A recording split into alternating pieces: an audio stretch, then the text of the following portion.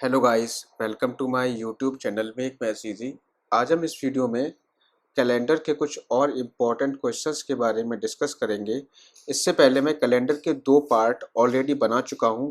अगर आपने मेरे वो पार्ट नहीं देखे हैं तो पहले आप उन पार्ट को जाके देखिए, तभी आपको ये पार्ट समझ में आएगा। बिकॉज मैंने उन पार्ट में कुछ बेसिक कंसेप्ट कैलेंडर के डिस्कस किए हैं। तो चलिए स्टार्ट करते हैं। इस वीडियो में हम बात करेंगे कैलेंडर की। कैलेंडर में मैंने कुछ क्वेश्चंस प्रीवियस पार्ट में करवा चुका हूं और कुछ क्वेश्चंस बचे हैं, वो इस पार्ट में डिस्कस करूंगा। लास्ट वाले पार्ट में मैंने कैलेंडर के कुछ क्वेश्चन डिस्कस करवाए, तो उसमें हमने केस टाइप 1 के कुछ क्वेश्चन डिस्कस किए थे। अब यहाँ पे केस 2 मतलब टाइप 2 के यहाँ पे क्वेश्चन हम डिस्कस करेंगे। ठीक है, तो क्वेश्चन मेरा पहला है कि 15 जुलाई 2003 को अगर वेडनेसडे है तो आपको बताना है 30 मई 2003 को क्या होगा। समझ में आया? 15 जुलाई 2003 को वेडनेसडे है तो 30 मई 2003 को क्या होगा। अब यहाँ पर आप देखो, यहाँ पर आपको दिख रहा होगा कि ईयर्स दोनों में सेम है, दोनों में बराबर है। 2003 यहाँ पर भी, 2003 यहाँ पर भी। क्या क्या अलग है? डेट अलग है और मंथ अलग है। डेट यहाँ 15 है, यहाँ 30 है, यहाँ जुलाई है, यहाँ मई है। जो हमने केस फर्स्ट बनाया था, तो केस फर्स्ट में मैंने आपको बताया था कि डेट और मंथ तो सेम होते थे लेकिन ईयर्स अलग होते थे। वो उस टाइप के क्वेश्चन अगर आपको समझने हैं तो पहले वाला वीडियो देखिए जा करके, यहाँ मैं आपको नहीं समझाऊंगा। फिलहाल आप देखिए, ईयर्स तो सेम है, इनसे हमें कोई मतलब नहीं है। अब आप देखो मंथ और डेट अलग है, तो आप ये देखो कि जो जुलाई और मई में पहले क्या आता है। जुलाई और मई में पहले आता है मई, तो मई से आप स्टार्ट करोगे, जुलाई तक जितने भी मंथ पढ़ेंगे आप लिख दोगे। मई के बाद आता है जून, फिर जुलाई। ठीक है, अब आप देखो मई में आप 30 मई से स्टार्ट कर रहे हो। 30 मई के बाद इस मई के मंथ में कितने दिन बचे होंगे? मई के मंथ में बचे होंगे एक दिन, एक दिन बचा होगा। ठीक है, क्योंकि 31 की मई होती है, 30 तक तो हम पहुंच गए। 30 मई से स्टार्ट कर रहे हैं, 15 मई तक, 15 जुलाई तक जाना है। ठीक है, तो यहाँ पे बचा एक डेज बचा। इसके अलावा देखो जून में कितने दिन होते हैं? 30 दिन होते हैं। प्लस जुलाई में देखो, जुलाई में आप कहाँ तक जा रहे हो? 15 दिन तक जा रहे हो, मतलब 15 तारीख तक जा रहे हो, तो आप जुलाई में 15 दिन कवर कर चुके हो। ठीक है, तो कहने का मतलब यह हुआ सीधा साधा कि आप पहले क्या करोगे, मई से लेकर के जो भी स्टार्टिंग का मंथ होगा, जहां तक आप जा रहे हो वो मंथ लिख लोगे। फिर मई में देखो कितने दिन बचे हुए हैं, 31 की मई होती है, एक दिन बचा है। जून में तो पूरे पूरे दिन आएंगे 30। जुलाई में आप कहाँ तक पहुंचे? 15 तारीख तक पहुंचे। तो कहने का मतलब यह है, पहले महीने में बचे हुए दिन और लास्ट महीने में जो तारीख होगी वही आप लिख दोगे। अब आप क्या करोगे, यहां पर या तो एक काम भी कर सकते हो, इन चारों को जोड़ लो। चारों को जोड़ोगे तो कितना आएगा? 42 आएगा। 42 डेज आ गए। इन 42 डेज में जब आप ऑड डेज निकालोगे 7 से डिवाइड करके, सॉरी 42 46 आएगा। ठीक है, जब इनको 7 से डिवाइड करके निकालोगे तो यहाँ से ऑड डेज जो आएंगे वो आपके 4 ऑड डेज आ जाएंगे। ठीक है, अब यहाँ पे देखो, एक तरीका ये भी होता है कि यहाँ पे मई में एक दिन है तो यहाँ पे एक ऑड डे होगा। यहाँ 30 दिन है, 30 दिन का मतलब होता है कितने ऑड डे होंगे? यहाँ पे 7 से डिवाइड करोगे तो 2 ऑड डे हो जाएंगे, और 15 में 1 ऑड डे होगा। 7 दूनी 14, तो 1 ऑड डे होगा। अब यहाँ पे टोटल ऑड डे कितने हो गए? 4 ऑड डे यहाँ पे टोटल हो गए। तो आप ऐसे भी निकाल सकते हो। अब हम यहाँ पे बात करेंगे कि 15 जुलाई 2003 को वेडनेसडे था, तो 30 मई को क्या होगा। अब आप देखो, जुलाई से मई में जा रहे हो, मतलब आप पीछे जा रहे हो। मई में आप जुलाई से मई में जा रहे हो, तो मतलब इसका है कि आप बैक जा रहे हो। अब बैक आपको कितना जाना है? आपको बैक जाना है 4। तो वेडनेसडे से अगर आप 4 बैक जाओगे, 4 पीछे जाओगे, तो आपको क्या पड़ेगा? देखो, वेडनेसडे से बैक जाओ, ट्यूसडे पड़ेगा। ट्यूसडे के बाद फिर मंडे, फिर संडे, फिर क्या पड़ेगा? सैटरडे। तो कहने का मतलब आपका जो आंसर आ जाएगा वो आ जाएगा सैटरडे। मैंने आपको पिछले वीडियो में समझाया था कि या तो आप 4 बैक चले जाओ या 3 आगे चले जाओ।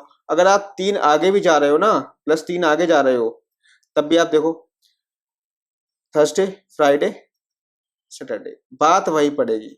ठीक है, क्योंकि 7 दिन बाद हर एक दिन रिपीट होने लगता है।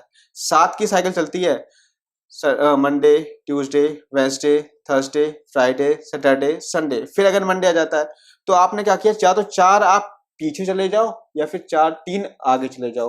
तो वेडनेसडे में 3 आगे जाओगे तब भी आपका सैटरडे आएगा, वेडनेसडे में अगर 4 पीछे जाओगे तब भी आपका सैटरडे आएगा। तो आपका सैटरडे राइट आंसर हो जाएगा। ठीक है, आगे बढ़ जाते हैं। अगला जो क्वेश्चन है वो है 25 जनवरी 2004 को अगर संडे है तो आपको बताना है कि 5 अप्रैल 2004 को क्या होगा। 25 जनवरी 2004 को अगर संडे है तो 5 अप्रैल 2004 को क्या होगा। ईयर दोनों में सेम है। अब आप देखोगे कि जनवरी पहले आता है, अप्रैल, जनवरी पहले आता है तो जनवरी आप लिख दोगे पहले, जनवरी, फिर फरवरी, फिर मार्च, फिर अप्रैल। जनवरी, फरवरी, मार्च और अप्रैल, इतना समझ में आ गया। अप्रैल तक ही लिखना है आपको। जनवरी में हम क्या करते हैं, कितने दिन शेष बचे, 5 तक हम आ चुके हैं, सॉरी 25 तक हम आ चुके हैं। कितने दिन शेष बचे, 5 दिन, सॉरी 6 दिन शेष बचे क्योंकि 31 की होती है। ठीक है, प्लस फरवरी, फरवरी में आप क्या लोगे, फरवरी में हमेशा, अब देखो ये 2004 आ रहा है ना, इसमें 2004 आ रहा है तो आप ध्यान रखो कि 2004 एक लीप वर्ष होता है। ठीक है, 2004 क्या होता है, एक लीप वर्ष होता है, इसीलिए फरवरी जो लोगे आप 29 की लोगे। ठीक है, प्लस इसके अलावा देखो मार्च, मार्च 31 की होती है। अप्रैल में मैंने बताया लास्ट मंथ जो होगा उसमें जितनी तारीख होगी उतनी ले लोगे। 5 तारीख है तो 5 तारीख ले लोगे। ठीक है, 5 तारीख क्यों ली हमने, इसलिए ली क्योंकि 5 तक ही हम जा रहे हैं, इससे आगे नहीं जा रहे हैं। ठीक है, अब आप क्या करोगे, यहाँ पे ऑड डेज निकालोगे तो ऑड डे यहाँ पे तो हमारे ऑलरेडी 6 ही रहेंगे।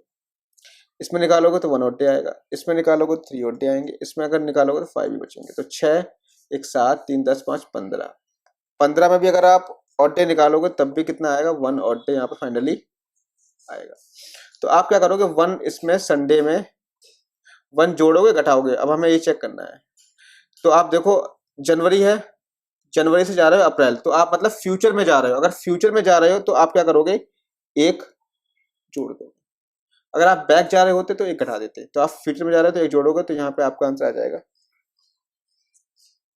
मंडे। मंडे आपका यहाँ पर आंसर हो जाएगा। अगला क्वेश्चन कर लेते हैं।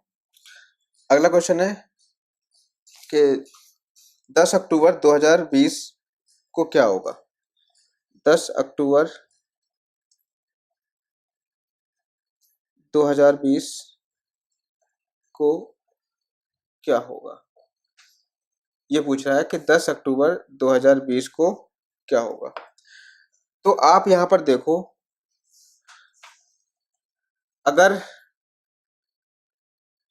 15 मई 2020 को संडे हो तब। ठीक है, तो आप यहाँ पर देखो मई से आपको कहाँ तक जाना है, अक्टूबर में जाना है। तो आप क्या करोगे, मई लिखोगे, फिर जून, जुलाई, अगस्त, सितंबर, अक्टूबर। मई में देखो कितने दिन बचे, मई होती है 31 के तो 16 बचे।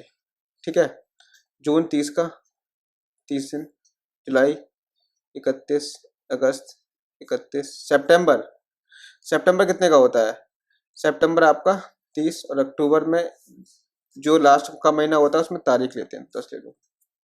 तो यहाँ पर देखो, यहाँ पे इसको 7 से भाग दोगे तो कितना आएगा, 2 ऑड डे जाएंगे, यहाँ पे 2 ऑड डे, यहाँ पे 3, यहाँ पे 3, यहाँ पे आपके 2 ऑड डेज और यहाँ पर आपके 3 ऑड डेज। तो कुल मिला के कितने हो गए, 3, 2, 5, 3, 8, 3, 11, 11 और 4, 15।